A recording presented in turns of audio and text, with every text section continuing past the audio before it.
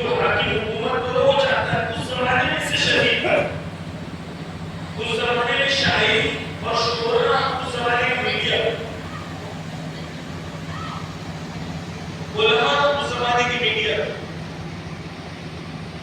امام جمعہ، نماز جمعہ جو کی طریقے سے مثال کے طور پر کوئی یمن میں رہتا ہے، شام میں رہتا ہے، مدینے میں کیا ہوگا کیسے پتا چلتا تھا؟ اس زمانے میں ویب سائٹ تو تھی نہیں، واٹس ایپ تو تھا نہیں، فون تو تھا نہیں، کسی کو کال کر کے پوچھ سکتے نہیں تھے، کیسے پتا چلتا؟ جو معلومات اور انفارمیشن یہ گورنمنٹ کے ذریعے سے پہنچتی تھی وہی لوگوں کو پتا چلتا۔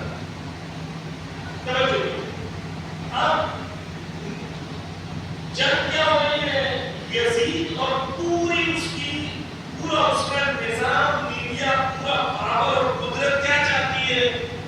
وہ یہ چاہتے ہیں کہ امام حسین کے غم کو بلا دیا جائے۔ توجہ، اس میں کوئی جذباتی سی پوائنٹ نہیں ہے کہ وہ امام حسین نہیں، وہ چاہتے تھے کیوں امام حسین کے غم کو بلا دیا؟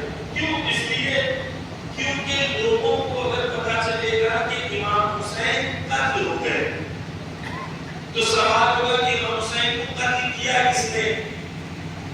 قاتل کون ہے؟ کیونکہ قتل ہوگا تو مقتول ہے تو قاتل کیوں ہوگا؟ تو سوال ہوگا قتل کیا کس نے؟ تو قتل کیا کس نے؟ تو بات بنی امیہ تک پہنچے گی، یزید تک پہنچے گی، حکومت کے خلاف لوگوں کی بغاوت ہوگی۔ تو یہ سب روکنے کے لیے کیا کریں؟ وہ انفارمیشن جو ہے وہ امام حسین علیہ السلام کے قتل کو ہی دبا دیا ہے۔ تو پوری کوشش بنی ہوئی ہے کہ حکومت نے کس بات کی تھی کہ امام حسین کے قتل کو بلا دیا ہے۔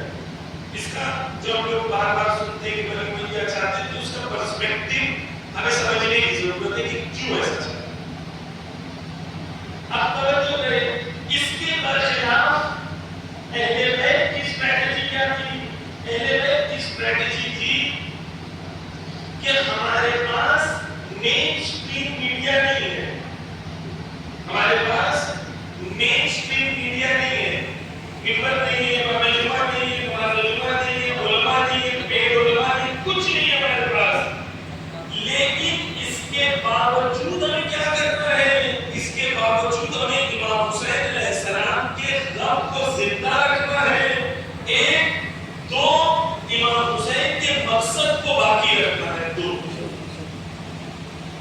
تین امام حسین علیہ السلام کے واقعے کو، کربلا کو ایک حادثے سے تبدیل کر کے اسے ایک آئیڈیالوجی اور ایک مکتب بنا دیا جائے۔